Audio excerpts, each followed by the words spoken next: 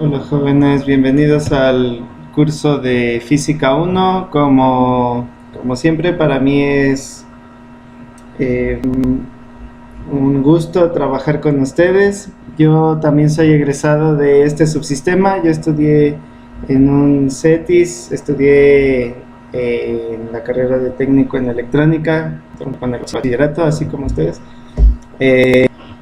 Esos conocimientos que aprendí en aquel entonces y esa experiencia en electrónica me sigue sirviendo hasta ahora. Así que yo los felicito mucho por su decisión, por estar con nosotros en este subsistema. Y, y pues quisiera también motivarlos a que, a que continúen, ¿no? Veo que hay grupos ya muy pequeños que debido a la situación que estamos viviendo actualmente, parece que muchos están abandonando los estudios y pues yo espero que ustedes, los que todavía continúan, pues puedan todavía seguir con nosotros, que tengan paciencia. Sé que pasamos por momentos muy difíciles, algunos, pero que pues tengan paciencia y la fortaleza, que no abandonen sus sueños y pues esperemos vernos muy prontito ya en aulas, ¿no?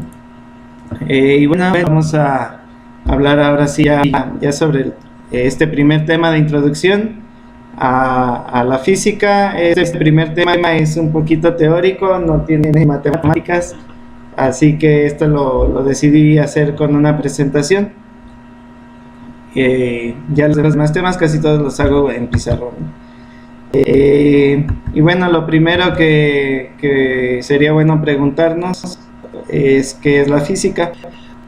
Entonces, pues, a veces cuando uno empieza en secundaria, son definiciones muy sencillas, ¿no? Hasta incluso que física estudia solo los fenómenos físicos, pero eso no nos dice mucho, ¿no?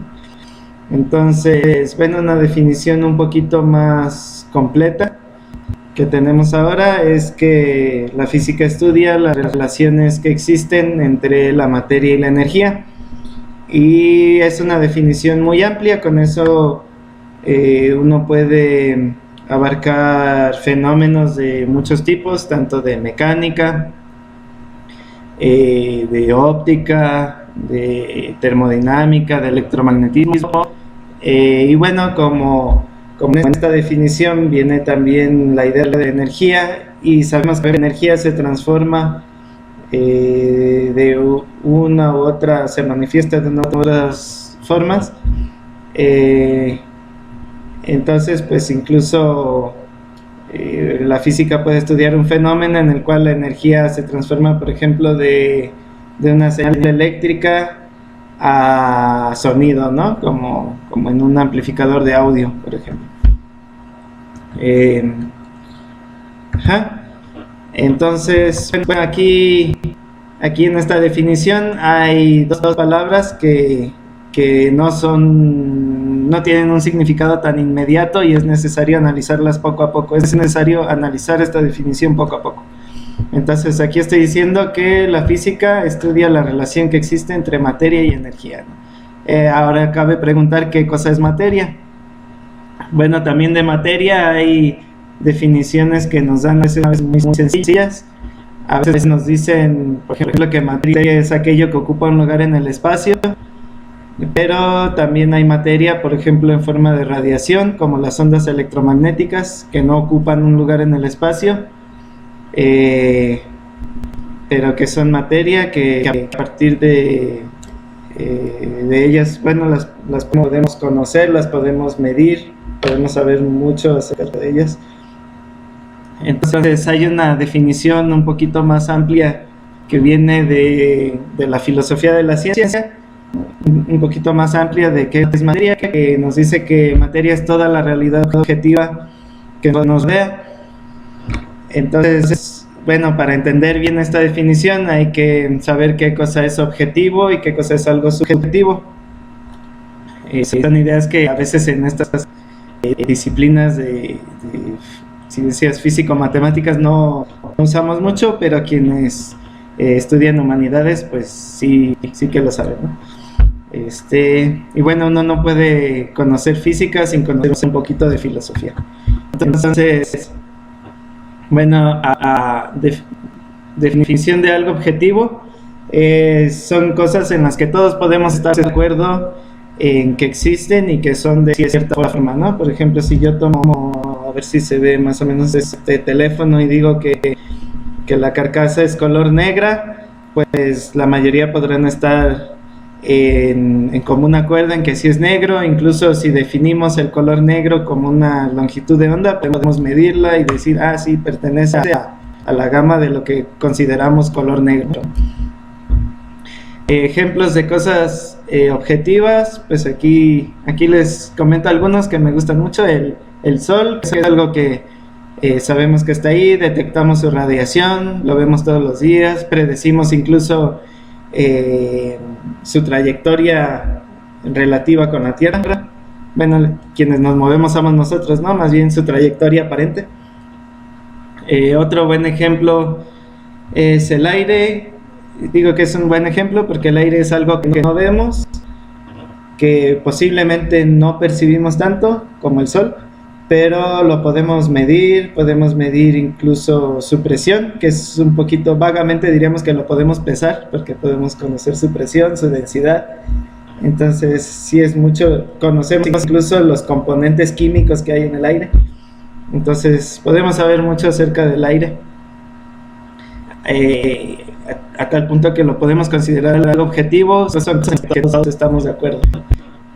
Los átomos también es un ejemplo que me gusta porque es algo que no vemos, pero que también podemos medir. Bueno, incluso los átomos no los podemos ver ni siquiera con un microscopio, porque son más pequeños que la longitud más pequeña que podemos alcanzar con la luz.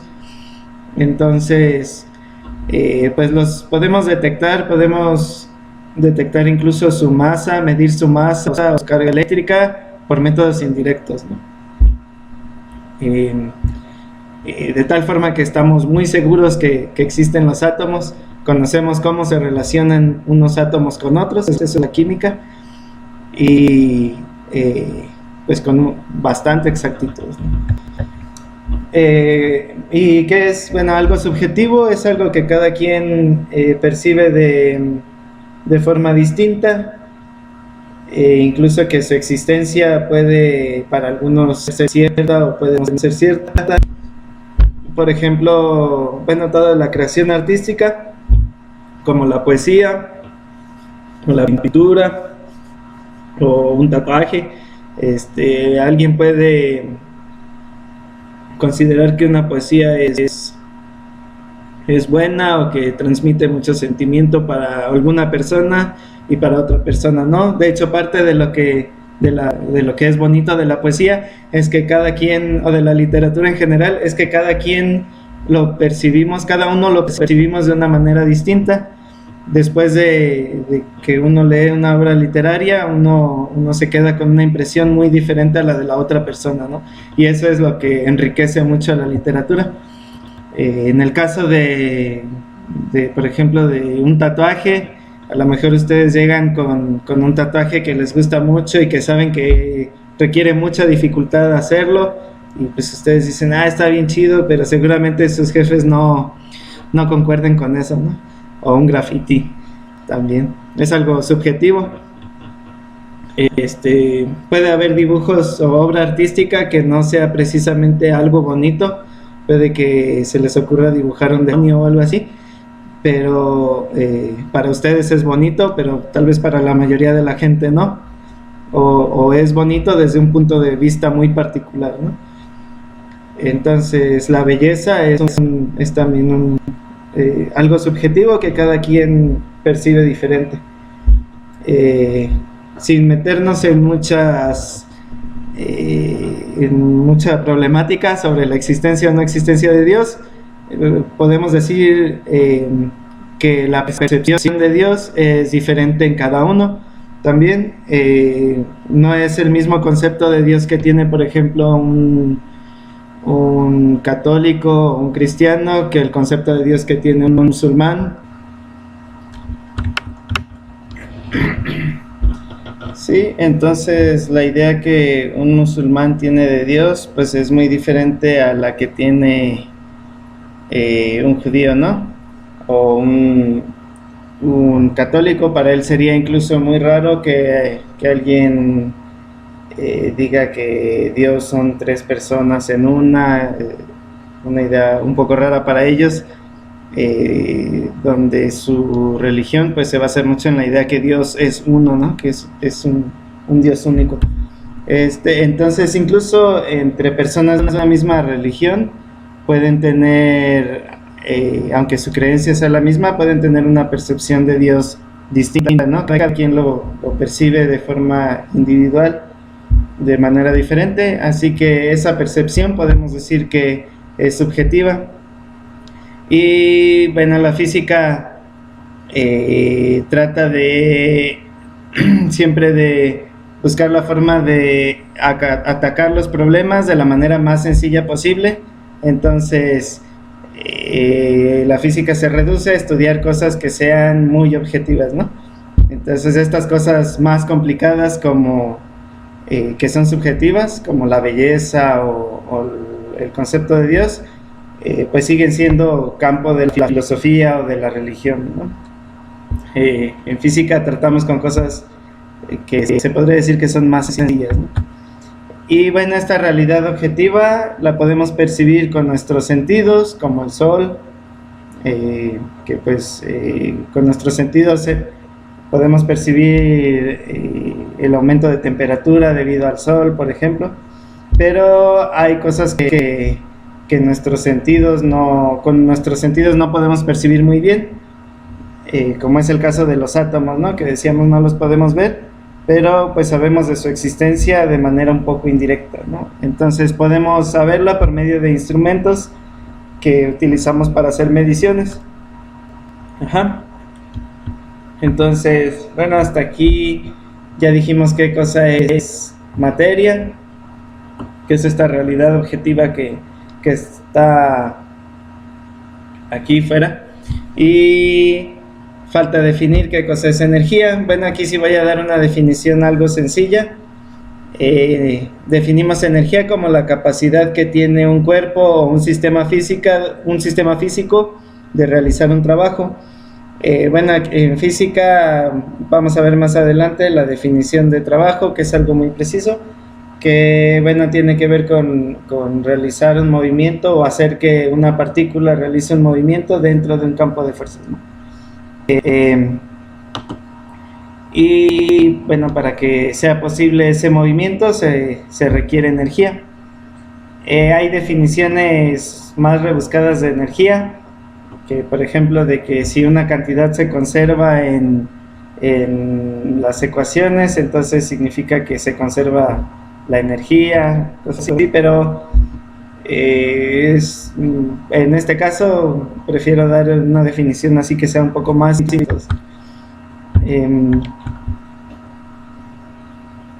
Bueno, después de que ya dijimos qué es la física, lo siguiente que sería bueno platicarles es cómo se desarrolla la física, cómo es que se va construyendo el conocimiento en física en particular, ¿no?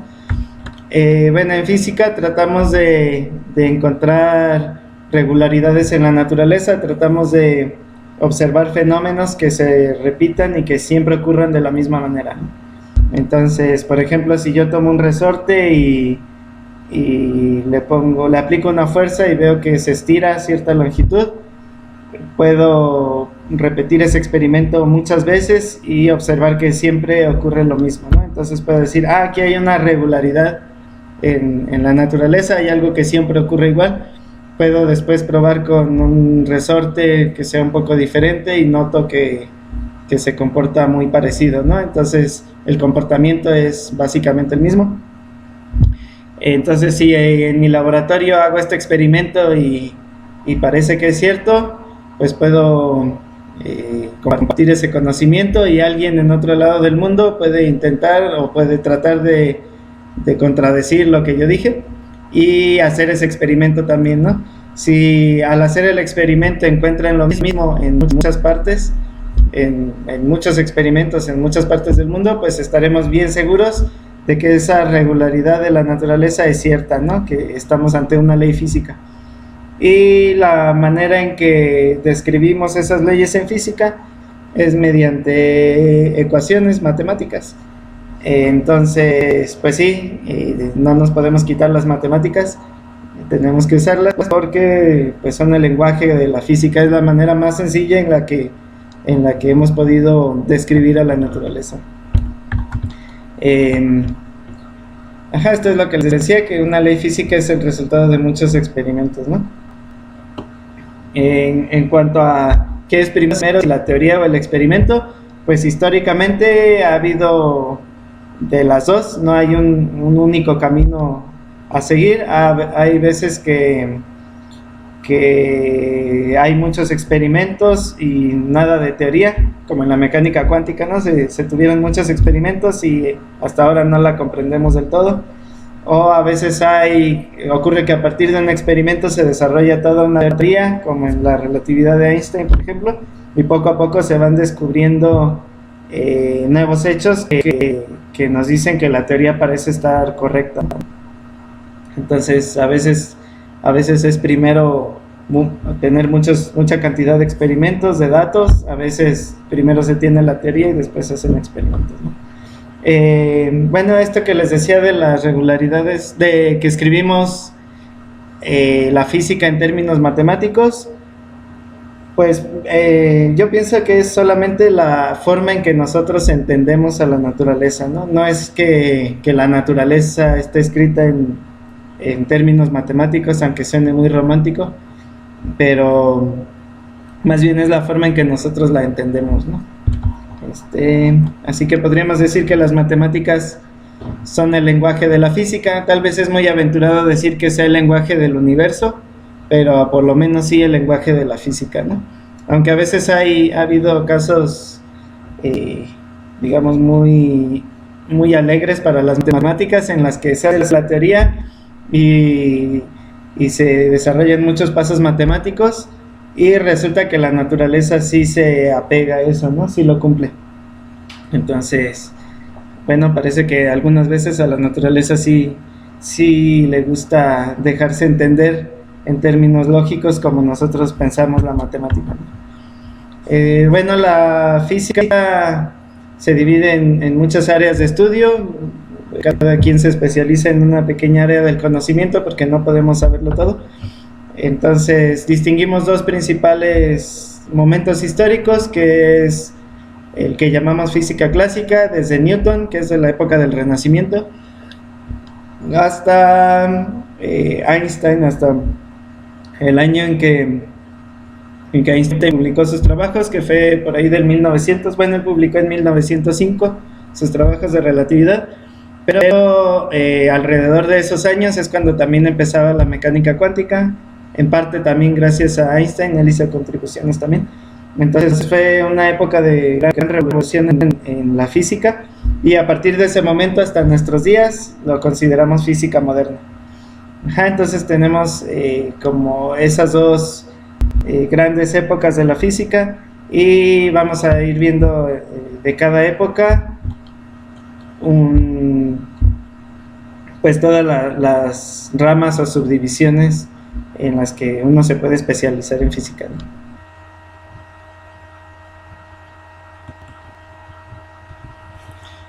Entonces estas son las ramas que estudia la física clásica. Lo primero que uno aprende es mecánica. Bueno, es lo que usualmente se enseña al principio y es lo que veríamos en este primer curso de física. Y bueno, mecánica comprende estudiar o describir el movimiento de los cuerpos, y ya con ayuda de las leyes de Newton estudiar también las causas del movimiento de los cuerpos. Bueno, otra rama de la física es electromagnetismo, que originalmente eran dos dos áreas diferentes o dos ramas diferentes, y después hubo una unificación gracias a un físico llamado James Clerk Maxwell y a también experimentos, claro, y bueno, ahora se estudia como una sola teoría, ¿no? El electromagnetismo trata de estudiar el flujo de los electrones y la radiación electromagnética también. Bueno, la otra rama, la termodinámica, trata de fenómenos relacionados con la temperatura y con el transporte de calor o flujo de calor. El calor es una forma de transporte de energía también. La otra rama de la física es la óptica, que estudia el comportamiento de la luz a través de diferentes materiales, o cómo la luz se refleja en algún material, o hay materiales, por ejemplo, que parte de la luz la reflejan y parte de la luz la absorben o la dejan pasar. Entonces se trata de estudiar todas esas leyes que rigen el comportamiento de la luz. La óptica tiene mucha... bueno, es muy cercana al electromagnetismo, puesto que la luz es una onda electromagnética, así que hay puntos en donde las teorías físicas se juntan, ¿no? Se estudian de manera conjunta. La acústica es el estudio de comportamiento de ondas de sonido, que tiene también mucha relación con mecánica, puesto que el sonido son cambios de presión en los materiales, ¿no? La dinámica de fluidos, pues es también el estudio del movimiento, pero en materiales cuyas moléculas tienen la capacidad de deslizarse unas sobre otras. En esta definición pues entran tanto los líquidos como los gases, y se tiene unas ecuaciones, se conocen como ecuaciones de Navier-Stokes, que describen el movimiento de los fluidos, pero hay muy pocas soluciones a esas ecuaciones. Me refiero a soluciones en términos de funciones conocidas, ¿no? De cosenos, de exponenciales, cosas así. Entonces le llamamos soluciones exactas a esa solución. Entonces, puesto que son muy complicadas y solo hay soluciones para algunas pocas geometrías, se acostumbra mucho también a hacer simulaciones numéricas. Por eso puse ahí ese dibujillo de una simulación numérica de unas tuberías, ¿no? Bueno, con simulación numérica me refiero a simulaciones por computadora, ¿no? Que resuelven ya las ecuaciones o las aproximan a una solución.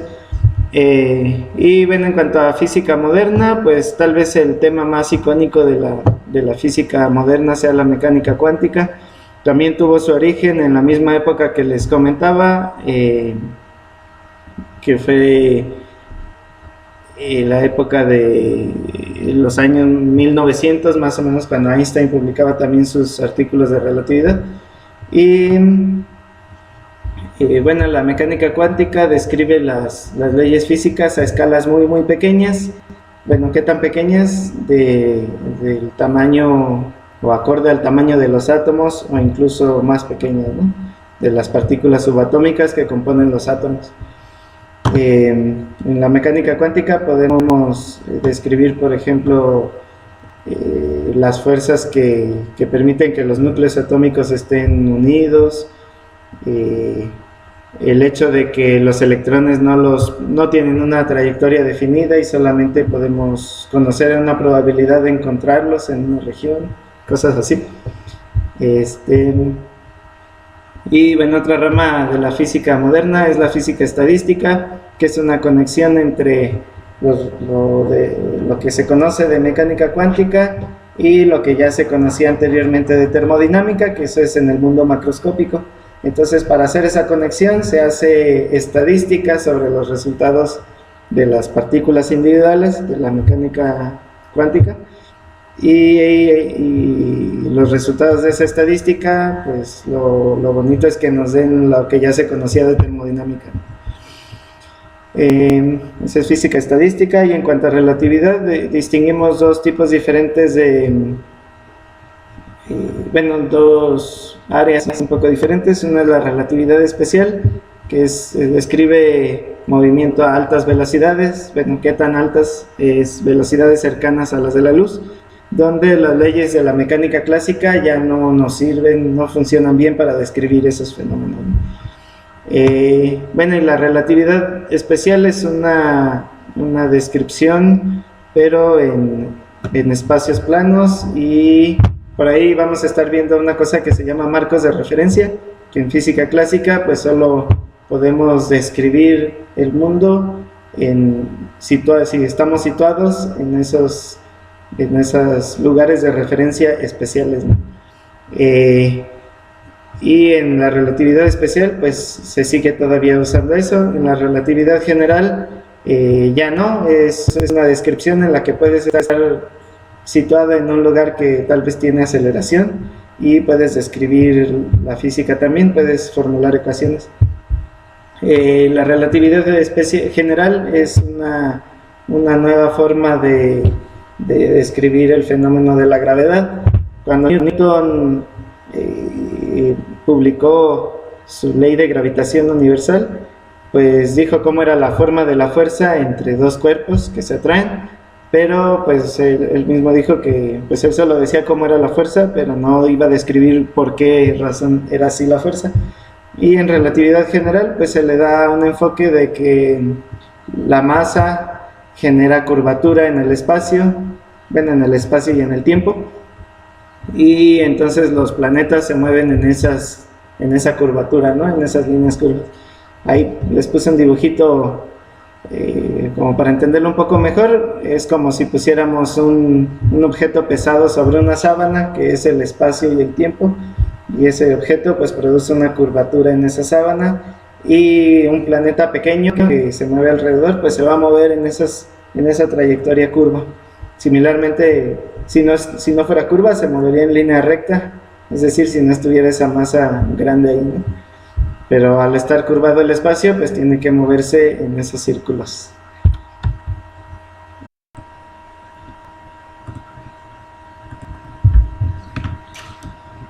Sí, vamos a dar también un pequeño contexto histórico de la física, que es también como parte de ahorita de la introducción a la materia.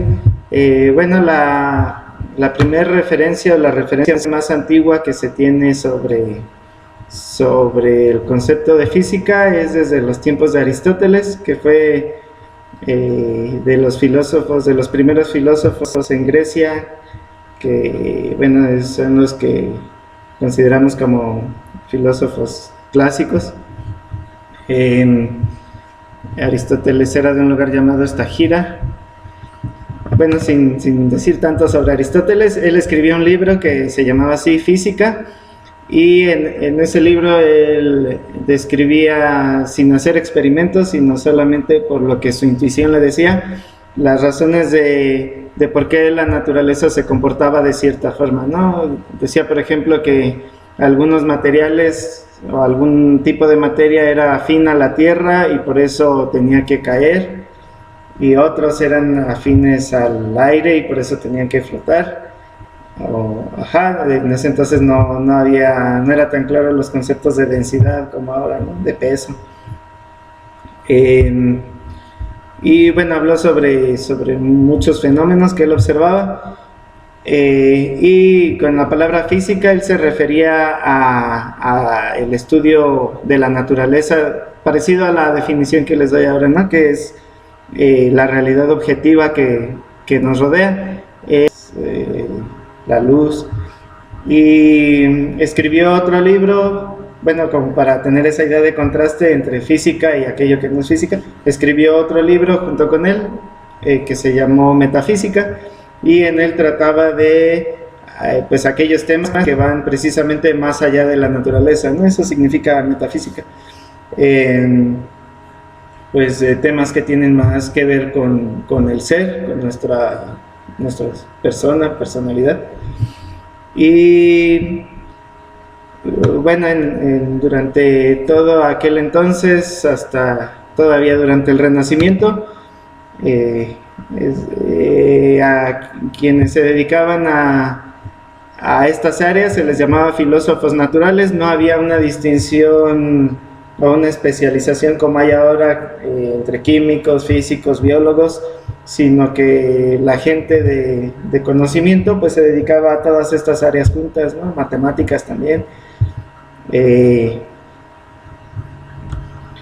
Y se les llamaba así, filósofos naturales, ¿no? Todavía se consideraba como parte de la filosofía.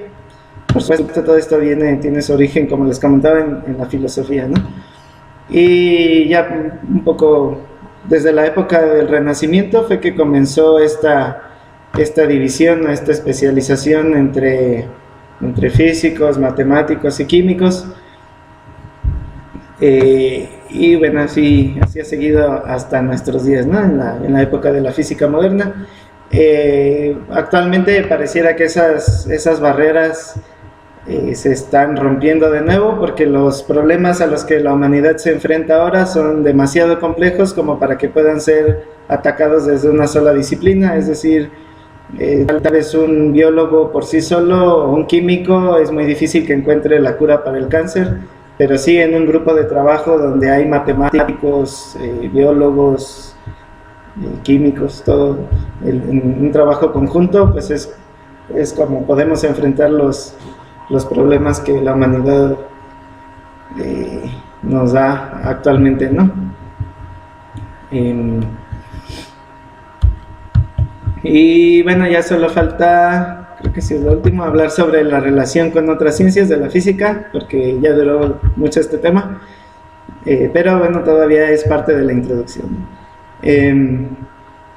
Entonces, bueno, física tiene mucha relación con matemáticas, por supuesto. Les comentaba que las matemáticas son la herramienta que usamos los físicos para describir a la naturaleza. Aquí más bien yo creo que nosotros usamos esas herramientas, tal vez no es tanto lo que la física le aporta a las matemáticas, sino matemáticas aporta a la física, ¿no? En cuanto a, por ejemplo, la química, pues es un área donde mucho de lo que se hace ahora en química moderna, pues viene de resultados de la mecánica cuántica, ¿no? Todos esos números cuánticos que ustedes ven en su curso de química 1, sí, me parece que es química 1 donde ven eso, que viene de los orbitales electrónicos de los átomos. Esos números cuánticos son resultados de una ecuación que pues se genera desde el campo de la física, ¿no? Y resulta que esa ecuación solo tiene algunas soluciones, y esas soluciones son esos números cuánticos. Bueno, eso es en química. En ciencias computacionales, pues también en física tenemos que tratar con a veces cantidades muy grandes de datos en los experimentos, entonces utilizamos herramientas que vienen de la física computacional. Por ahí, por ejemplo, los de soporte que a veces les gusta un poco la programación, supongo han escuchado de este lenguaje Python, que es un lenguaje que es relativamente nuevo, pero ha tenido mucho auge, es muy útil y también se está usando mucho aquí en física. En el campo de la filosofía, pues también ninguna ciencia puede estar apartada de la filosofía. De hecho es necesario, creo yo, conocer un poco de filosofía para poder uno ir marcando su línea experimental o su línea teórica, ¿no? Su línea de trabajo. En cuanto y también los descubrimientos que se hacen en física, pues influyen mucho en nuestra forma de ver el mundo, nuestra forma filosófica, ¿no? No es lo mismo como nosotros percibimos al mundo actualmente, que sabemos que el planeta Tierra es una esferita pequeña que gira en un bracito de la galaxia entre miles de millones de estrellas y miles de millones de galaxias, que no es lo mismo ese concepto que tenemos ahora de nosotros mismos al que se tenía en los tiempos de Aristóteles, por ejemplo, en que cuando pensaban que la Tierra era el centro del mundo, ¿no? Y que toda la naturaleza había sido construida para nosotros. Entonces es muy diferente la forma en la que percibimos el mundo ahora. En el campo de la biología, pues es muy relacionado con el campo de la química también. Actualmente los problemas de la biología son muy complejos. Bueno, ahora que tenemos este problema de la pandemia, Por ahí supongo han escuchado que una forma de debilitar al virus, por ejemplo, es, o de inhibirlo, es rompiendo la capa exterior que tiene el virus, que está formada por lípidos. Y bueno, sabemos que con los jabones, que son moléculas surfactantes, bueno, que son moléculas capaces de romper esa capa, ¿no? Por eso nos dicen que debemos lavarnos las manos. Bueno, ese conocimiento pues vino de trabajos muy anteriores en química y en física, sobre se le llamamos físico-química de superficies, ¿no? Entonces, bueno, hay muchos problemas de la biología que actualmente se trabajan en conjunto con físicos, con químicos, con ingenieros. Igual el campo de la medicina, en el campo de ingenierías, pues también la ingeniería es la aplicación de todo lo que en física encontramos experimentalmente. Pues ellos tienen